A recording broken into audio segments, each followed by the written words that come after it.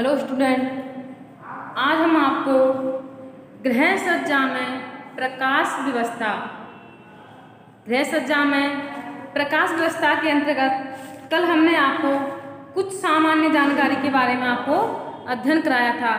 तो light arrangement in house decoration यानी गृह सज्जा में हम प्रकाश व्यवस्था किस प्रकार करनी चाहिए तथा प्रकाश व्यवस्था का गृह सज्जा में क्या महत्व है। तो कल हम आपको जो प्राकृतिक प्रकाश है उसके बारे में अध्ययन कराया था। प्राकृतिक प्रकाश के अंतर्गत जो नेचुरल लाइट होती है उसके अंतर्गत सनलाइट यानी सूर्य का प्रकाश, चंद्रमा, मून, स्टार्स, तारे, इनके बारे में आपको अध्ययन कराया था। आज के अध्याय में हम लाइट अरेंजमेंट में गृह सज्जा के अंतर्गत बिजली के बारे में, यानी कल तो प्राकृतिक प्रकाश के बारे में आपको बताया था, लेकिन आज हम आपको बताएंगे कृत्रिम प्रकाश, आर्टिफिशियल लाइट, यानी जो लाइट मानव निर्मित होती है उसके बारे में आपको अध्ययन कराएंगे। वो आपकी बिजली के अंतर्गत आती है। बिजली में कई उपकरण आते हैं जिसके द्वारा मानव के द्वारा निर्मित किए जाते हैं। तो आपका पहला आपका बल्ब या तापदीप, इनके बारे में हम आपको अध्ययन कराएंगे। तो पहले हम जो कृत्रिम प्रकाश है उसके बारे में कुछ बिंदुओं को आपको अध्ययन कराएंगे। जिस प्रकार प्राकृतिक प्रकाश के रूप में हम मोमबत्ती का प्रयोग करते हैं थोड़े समय के लिए, मोमबत्ती आपकी होती है कृत्रिम प्रकाश के अंतर्गत आती है। तेल के दीपक पुराने समय में केरोसिन का तेल डालकर दीपक के द्वारा प्रकाश व्यवस्था की जाती थी। लालटेन गांव में तथा कई क्षेत्रों में यहाँ पर बिजली की व्यवस्था नहीं हो पाती, यहाँ पर लालटेन का प्रयोग प्रकाश के लिए किया जाता है। लालटेन की बाती पहले जले हुए भाग को रगड़कर साफ करके उसमें केरोसिन का तेल डालकर प्रयोग में लिया जाता था। लेकिन आज के समय में जैसे जैसे विज्ञान ने नई नई तरक्की की है, नई नई खोजें की हैं, अनुसंधान किया है, तो नई नई इलेक्ट्रिसिटी तथा कई प्रकार के उपकरणों का आविष्कार करके गृह सज्जा में कई प्रकार की प्रकाशीय उपकरणों की व्यवस्था की है। तो एक शब्द है पेट्रोमैक्स, जो मानव निर्मित प्रकाश व्यवस्था है। पेट्रोमैक्स में क्या होता है? पेट्रोमैक्स में केरोसिन तेल से जलता है। जो पेट्रोमैक्स होता है किससे जलता है? केरोसिन तेल से, यानी मिट्टी का तेल, आम भाषा में बोलते हैं मिट्टी का तेल। इससे अधिक मात्रा में रोशनी निकलती है। इसका प्रकाश अधिक तीक्ष्ण यानी तेज होता है, जो स्वास्थ्य के लिए हानिकारक होता है। इसकी रोशनी में सिलाई, कढ़ाई, बुनाई आसानी से की जा सकती है। यह अधिक खर्चीला एवं महंगा साधन है। इसलिए पेट्रोमैक्स के नीचे एक तेल की टंकी होती है जिसमें हवा देने पर पंप लगा होता है। इस पंप से हवा देने पर बर्नर से तेल बर्नर की ऊपर चढ़कर प्रकाश की व्यवस्था की जाती है। जो पेट्रोमैक्स को जलाने के लिए कटोरी नुमा बर्तन में स्प्रिट डालकर माचिस से आग लगा दी जाती है। तो ये तो एक पुरानी बातें हो गई। मोमबत्ती है, लालटेन है, आपकी पुरानी बातें हो गई। अब इनका यूज कम ही किया जाता है। इनका प्रयोग वहाँ पर किया जाता है जहाँ पर प्रकाश की उचित व्यवस्था नहीं होती है। लेकिन आज के इस समय में कृत्रिम प्रकाश में आपकी बल्ब है, ट्यूबलाइट है, इनका प्रचलन दिन प्रतिदिन बढ़ता जा रहा है। तो अब हम अपने टॉपिक पर आते हैं। बल्ब या तापदीप, यानी जो बल्ब होता है उसको तापदीप भी कहा जाता है, क्योंकि बल्ब के जलने पर इसमें से हीट, ताप निकलता है। आपने देखा होगा जिन घरों में बल्ब का प्रयोग रोशनी के लिए किया जाता है, प्रकाश के लिए जाता है, तो उस स्थान पर गर्माहट रहती है। तो बल्ब को तापदीप भी कहा जाता है। बल्ब अथवा इनकैंडेसेंट। तो बल्ब की आकृति किस प्रकार की होती है इसका हम ऊपरी भाग आपको बताते हैं। आपने सभी ने देखा होगा अपने घरों में बल्ब की आकृति इस तरह से होती है। एक ग्लास बल्ब होता है, इसके ऊपर कांच लगा हुआ आता है। कांच के माध्यम से तो प्रकाश का परावर्तन होता है, पारदर्शी के रूप में इनका प्रयोग किया जाता है। फिलामेंट यानी तंतु, जो आपने देखा होगा बल्ब के अंदर पतली सी स्प्रिंग होती है उसको क्या बुलाता है? फिलामेंट। जो फिलामेंट होता है आपका एक टंगस्टन धातु का बना हुआ होता है। किस धातु का? ऐसे चांदी है, आपका सिल्वर है, कई प्रकार की धातु हैं आपकी, लेकिन बल्ब में टंगस्टन धातु का प्रयोग किया जाता है। यानी जो बल्ब का फिलामेंट होता है, तंतु होता है, इसी में ताप दीप्त यानी बल्ब इसी के द्वारा जलता है। तो फिलामेंट आपका टंगस्टन धातु का बना होता है। इसका जो प्रतीक चिन्ह होता है W, क्या होता है? W। इसको W से साइन किया जाता है। फिर आपका ग्लास पिंच होता है जिसके द्वारा स्प्रिंग टिकी होती है, फिलामेंट टिका हुआ होता है, उसे ग्लास पिंच कहा जाता है। एक बाइनोड कैप होता है जिसको हम होल्डर में लगाया जाता है, ये आपका बाइनोड कैप होता है। इनर्ट गैस फिलिंग, इसके अंदर कुछ अक्रिय गैसें भरी हुई होती हैं। ग्लास सपोर्ट होता है जिसके द्वारा सपोर्टिंग मिलती है फिलामेंट को, ये आपका फ्यूज पॉइंट होता है। आपने देखा होगा जब बल्ब फ्यूज होता है तो बल्ब के अंदर कोई प्रक्रिया नहीं होती है, वो वैसा की वैसा ही रहता है। या तेल लाइट आती है, काला पड़ जाता है, और सामान्यतः आपकी ये स्प्रिंग होती है टूट जाती है तो बल्ब फ्यूज की स्थिति में हो जाता है। तो बल्ब के प्रकार, तापदीप या बल्ब कितने प्रकार के होते हैं तथा इनके बारे में आपको बताएंगे। मोतिया बल्ब, सफेद बल्ब, गुलाबी पन्नीय बल्ब, सोडियम वाष्प बल्ब, मरकरी बल्ब। अब इनका हम विस्तृत रूप से अध्ययन करेंगे। तो कृत्रिम प्रकाश व्यवस्था में विद्युत प्रकाश व्यवस्था सबसे सुरक्षित, श्रेष्ठ, उत्तम एवं सस्ता साधन माना जाता है। बिजली द्वारा प्राप्त प्रकाश से सिलाई, कढ़ाई, बुनाई, खाना पकाने आदि का कार्य आसानी से किया जाता है, परंतु विद्युत व्यवस्था करने से पहले हमें यह देख लेना चाहिए कि प्राकृतिक प्रकाश किस कोण से आता है, कितनी मात्रा में आता है। लेकिन जो कृत्रिम प्रकाश होता है, मानव निर्मित प्रकाश होता है, जो बल्ब है हमारा मानव निर्मित ही प्रकाश के उपकरण है, इसको हम अपनी सुविधा के अनुसार अपने कमरों में लगाया जाता है, जिससे अपना अध्ययन कार्य कोई ऑफिशियल वर्क, कोई कार्यालय कार्य आसानी से किया जा सकता है। तो जो बल्ब द्वारा प्रकाश, बल्ब या तापदीप्त, बल्ब को तापदीप्त कहा जाता है।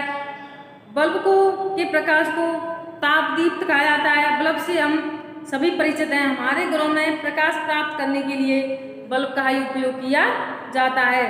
बल्ब में टंगस्टन धातु के लिए पतले महीन तार फिलामेंट होता है। टंगस्टन में बहुत अधिक ताप सहन करने की क्षमता होती है। अगर आप कहोगे कि जो बल्ब होता है उस बल्ब में टंगस्टन धातु का ही प्रयोग क्यों किया जाता है? क्योंकि बिजली उत्पादन में ताप की मात्रा अधिक होती है, तो ताप की मात्रा को अधिक सहने की क्षमता इसी टंगस्टन धातु में होती है। इसलिए बल्ब के फिलामेंट टंगस्टन धातु के बनाए जाते हैं। इससे पहले हमने आपको हीटर के बारे में बताया था, इलेक्ट्रिक हीटर। उसके तो स्प्रिंग द्वारा जो ताप दीप्त होता है वो नाइक्रोम की बनी होती है। तो निकिल और क्रोमियम दोनों मिश्र धातुओं को मिला करके उसके तंतु बनाए जाते हैं फिलामेंट, तो उनमें भी ताप अधिक सहन करने की क्षमता अधिक होती है। इसलिए इनके जो ताप दीप्तीय पदार्थ होते हैं उन्हें एक अधिक मजबूत धातु से बनाया जाता है, क्योंकि टंगस्टन धातु में अधिक ताप सहन करने की क्षमता होती है। इसलिए बल्ब का फिलामेंट टंगस्टन धातु का बनाया जाता है। टंगस्टन में बल्ब के अंदर शून्य बनाकर टंगस्टन के फिलामेंट व्यवस्थित किया जाता है। जब विद्युत प्रवाहित की जाती है, विद्युत प्रवाह किसे कहते हैं? आवेश प्रवाह की दर को विद्युत धारा कहा जाता है। आवेश प्रवाह की दर को क्या जाता है? विद्युत धारा। तो विद्युत धारा एक स्थान से दूसरे स्थान पर सभी कमरों में प्रवाहित होती है, जिसका एक मेन स्विच होता है तथा इससे जो हमारा कमरा है प्रकाशमान हो जाता है, प्रकाश की उचित व्यवस्था हो जाती है। परंतु दिन में इन सब वस्तुओं की जरूरत नहीं होती है। बल्ब की जरूरत जब होती है जब किसी कमरे में प्राकृतिक प्रकाश की व्यवस्था नहीं होती है, जब इनको दिन में यूज किया जाता है। ज़्यादातर इनको रात में ही प्रयोग किया जाता है। किस कमरे में कितना प्रकाश होना चाहिए, उसी के अनुरूप हमें बल्ब का चयन करना चाहिए तथा ज़्यादा वाट का बल्ब कमरे में लगाना चाहिए। 100 वाट का बल्ब पढ़ने लिखने के लिए अच्छा रहता है, लेकिन जो 200 वाट का बल्ब होता है, जो रात में कई फैक्ट्री होती है, वहाँ पर सिलाई कढ़ाई बुनाई का कार्य होता है, वहाँ पर 200 वाट का बल्ब का प्रयोग किया जाता है। तो आपका बल्ब का प्रकार पहले हम पढ़ेंगे मोतिया बल्ब। मोतिया बल्ब के बारे में आपको बताएंगे। इसका शीशा धुंधला होता है। जो मोतिया बल्ब होता है, इसका जो शीशा होता है, ये वाला कैसा होता है? धुंधला होता है। इससे निकलने वाली रोशनी आंखों को चकाचौंध नहीं करती है। घरों में रोशनी के लिए इसी बल्ब का प्रयोग किया जाता है। आपने देखा होगा कुछ बल्ब ऐसे होते हैं आंखों को चुभने वाली रोशनी उनसे निकलती है, तो वो हमारी आंखों के लिए हानिकारक होते हैं। ज़्यादातर से जो आंखों को चकाचौंध ना हो, मोतिया बल्ब का प्रयोग किया जाता है। सफेद बल्ब यानी इसका कांच बिल्कुल पारदर्शी होता है, स्वच्छ होता है। इसकी जो रोशनी होती है काफी तीव्र होती है, जिससे आंखें चकाचौंध होती हैं, साथ ही परछाई पड़ती है। इसका उपयोग घरों में कम किया जाता है। गुलाबीपन के लिए कुछ बल्ब का जो कांच होता है पिंक कलर में होता है।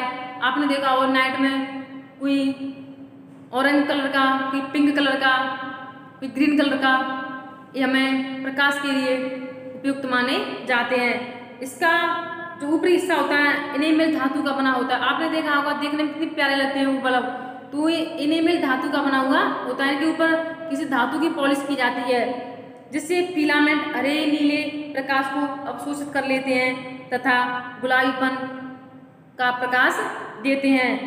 ये प्रकाश आंखों को सुहाती हैं तथा अधिक देर तक बेचैनी एवं घबराहट नहीं होती है। रात्रि के समय इन्हीं बल्बों का प्रयोग घरों में किया जाता है तथा गृह सज्जा में ये बल्ब अच्छे भी लगते हैं। सोडियम वाष्प बल्ब। सोडियम वाष्प बल्ब का तात्पर्य है क्योंकि जो बल्ब होता है उसके जो अंदर सोडियम गैस भरी हुई होती है। सोडियम बल्ब में सोडियम भरा रहता है। सोडियम यानी Na, इसका प्रतीक चिन्ह होता है Na। सोडियम बल्ब में सोडियम भरा रहता है, जबकि बल्ब में नियोन गैस भरी रहती है। नियोन यानी Ne, जो आपके प्रतीक चिन्ह हैं कुछ तत्वों के। जब इस बल्ब में विद्युत धारा प्रवाहित की जाती है तो गैसीय माध्यम से विसर्जन होने लगता है तथा नियोन गैस लाल रंग में बदल जाती है, जिससे नली ट्यूब यानी गर्म हो जाती है तथा धीरे धीरे सोडियम का वाष्पीकरण होने लगता है तथा हमें रोशनी दिखाई देती है। इस प्रकार के बल्ब आपने देखा होगा खेल के मैदान है, उद्यान है, बगीचा है, सड़क आदि के में प्रयोग किया जाता है। इन बल्बों का प्रयोग घरों में नहीं किया जाता है। आपने देखा होगा दिन में आप जिन कपड़ों को पहनते हैं तो उनका रंग कुछ और दिखाया जाता है। अगर आप सोडियम वाष्प बल्ब के सामने जाओगे तो आपके कपड़ों का रंग भी बदलता हुआ प्रतीत होता है, क्योंकि उसमें सोडियम गैस भरी होती है तथा नियोन गैस भी भरी हुई होती है। नेक्स्ट है आपका मरकरी बल्ब।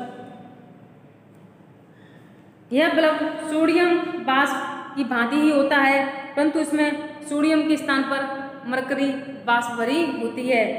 इसका हरापन श्वेत प्रकाश उत्सर्जित होता है तथा धारा प्रवाहित करने पर गैसीय माध्यम में विसर्जन होने लगता है, बल्ब प्रकाशमान होने लगता है। इसका प्रयोग सार्वजनिक स्थानों जैसे सड़क, उद्यान, बगीचा आदि में किया जाता है। आजकल छोटे आकार के बल्ब आते हैं, उन्हें सजावट के लिए घरों में भी प्रयोग किया जाता है। सोडियम बल्ब एवं मरकरी बल्ब विसर्जन स्रोत से उत्पन्न प्रकाश देते हैं तथा यह गैसीय माध्यम में प्रकाश का उत्सर्जन करते हैं। तो जो आपका ये सोडियम बल्ब है और मरकरी बल्ब है, इनका प्रयोग उद्यान, बाग बगीचा तथा सार्वजनिक पार्कों में किया जाता है। बाकी जो मोतिया बल्ब है, सफेद बल्ब है, गुलाबी कलर बल्ब है, इनका प्रयोग घरों में तथा गृह सज्जा में भी किया जाता है। जो छोटे छोटे बल्ब आते हैं उन्हें घर में प्रयोग किया जाता है, जिससे घर में गृह सज्जा के लिए एक अच्छी सजावट का स्रोत माना जाता है।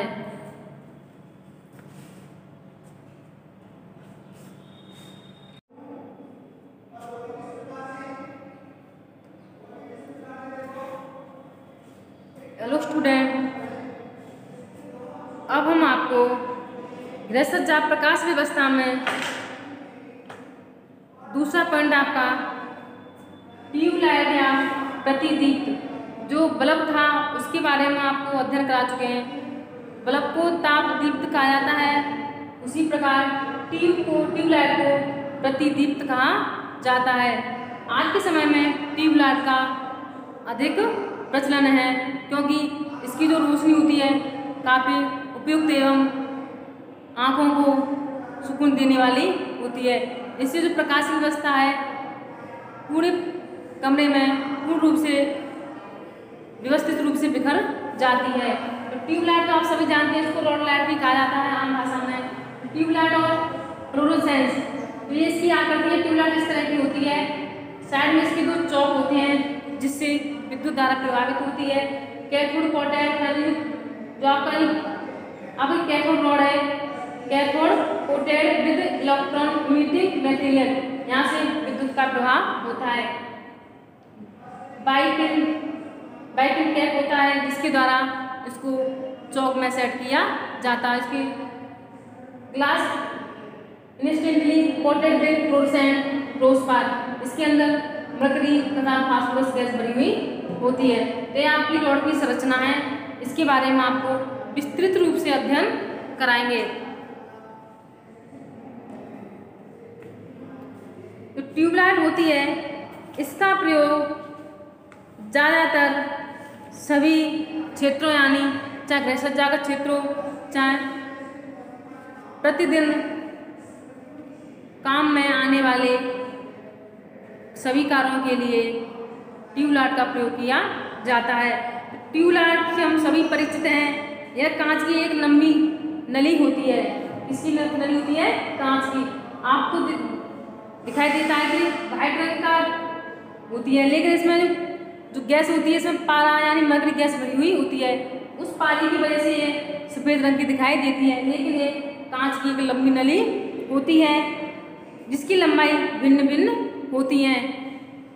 नली में मरकरी वाष्प यानी मरकरी गैस को पारा भी कहा जाता है। क्या कहा जाता है? पारा।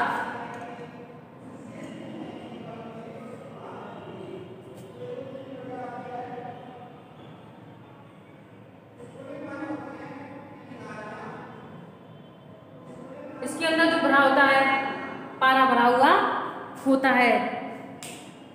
मरकरी को पारा भी कहा जाता है। इसका जो प्रतीक होता है Hg होता है। इसमें ऑर्गन गैस भी भरी हुई होती है। ऑर्गन गैस पारे की तरह इसमें ऑर्गन गैस भी भरी हुई होती है।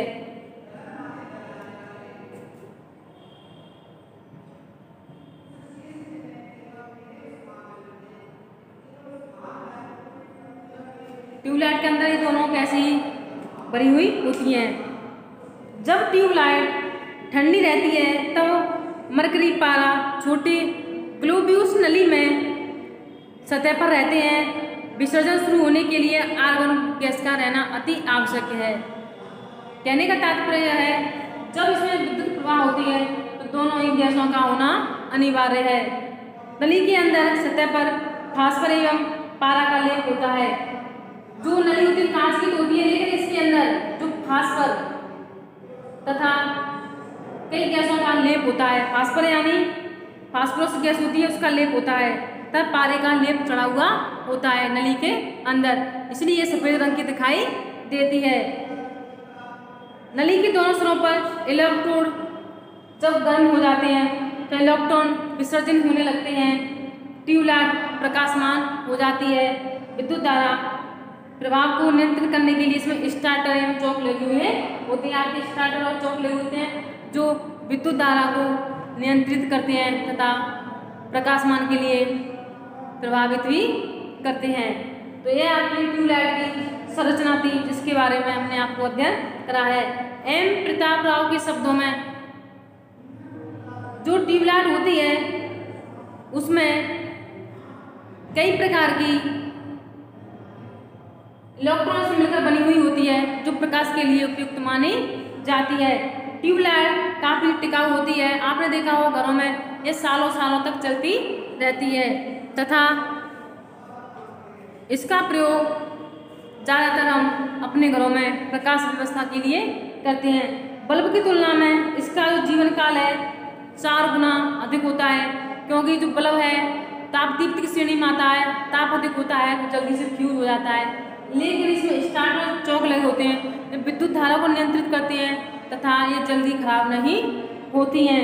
एक प्रयोग के अनुसार एक ट्यूबलाइट का जीवन काल कम से कम 75 घंटे यानी 1 वर्ष का होता है। इससे कम विद्युत खर्च तथा प्रकाश अधिक निकलता है। जो ट्यूबलाइट होती है इनसे विद्युत खर्च कम होता है, प्रकाश अधिक होता है, परंतु बल्ब की तुलना में ट्यूबलाइट महंगी होती हैं। लेकिन महंगी जरूर होती हैं, एक बार इनको लेने के बाद हम कई वर्षों तक इसका बार बार हमें खरीदना नहीं पड़ता है। तो ट्यूबलाइट के लाभ क्या हैं? यह एक अधिक टिकाऊ होती है, विद्युत की खपत कम होती है, अधिक प्रकाश निकलता है। आजकल विभिन्न रंगों की ट्यूबलाइट मिलने लगी हैं। ट्यूब की आंतरिक सतह पर जिस तरह के रंगों का उपयोग किया जाता है, यानी ज़्यादातर पारा या फास्फोरस गैस का ही अंदर लेप किया जाता है, उसी तरह का प्रकाशमान होता है। ट्यूबलाइट की रोशनी दिन की रोशनी की भांति होती है। इस रोशनी में सिलाई, कढ़ाई, बुनाई, दैनिक कार्यों को हम आसानी से कर सकते हैं। तो विभिन्न प्रकार की प्रकाश व्यवस्था होती है, वो किस तरह से होती है? जो प्रत्यक्ष प्रकाश यानी डायरेक्ट लाइटनिंग किस तरह किन प्रकार की होती है? जैसे एनुलर फिटिंग, डाउन लाइटर, आँख के बराबर का प्रकाश, शेड लाइटिंग, ट्रैक लाइटिंग। ये होती क्या है, इनके बारे में हम विस्तृत अध्ययन करेंगे। पहले हम आपको बताएंगे एनुलर फिटिंग, ये क्या होती है आपकी? इस प्रकार की प्रकाश व्यवस्था में प्रकाश स्रोत को किसी कोने में लगाया जाता है। जो एनुलर फिटिंग होती है इसे हम किसी भी कोने में लगाया जा सकता है। इसे इच्छानुसार अपनी मर्जी से अपने कार्य के अनुसार इधर से उधर ले जाया सकता है। इसे मोड़कर घुमाकर रोशनी प्राप्त की जा सकती है। यह सुखद प्रकार का प्रकाश व्यवस्था है। इससे कई प्रकार के कार्य आसानी से किए जा सकते हैं तथा इससे आंखों पर भी अधिक जोर नहीं पड़ता है। डाउन लाइटर, इस प्रकार की प्रकाश व्यवस्था में प्रकाश स्रोत को छत में छुपा दिया जाता है।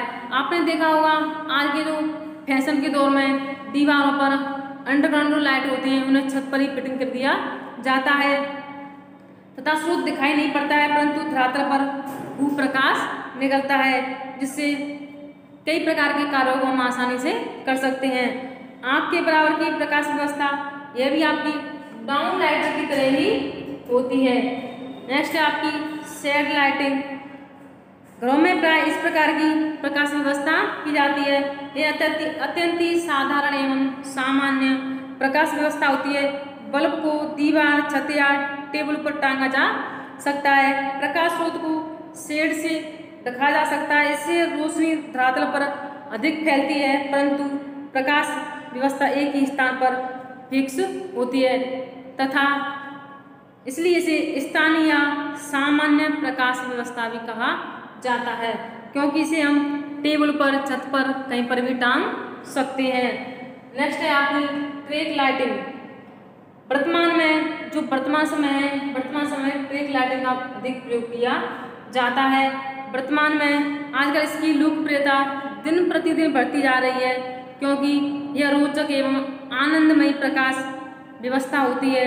इसमें एक सामान्य ट्रैक को छत या दीवार पर फिट कर दिया जाता है।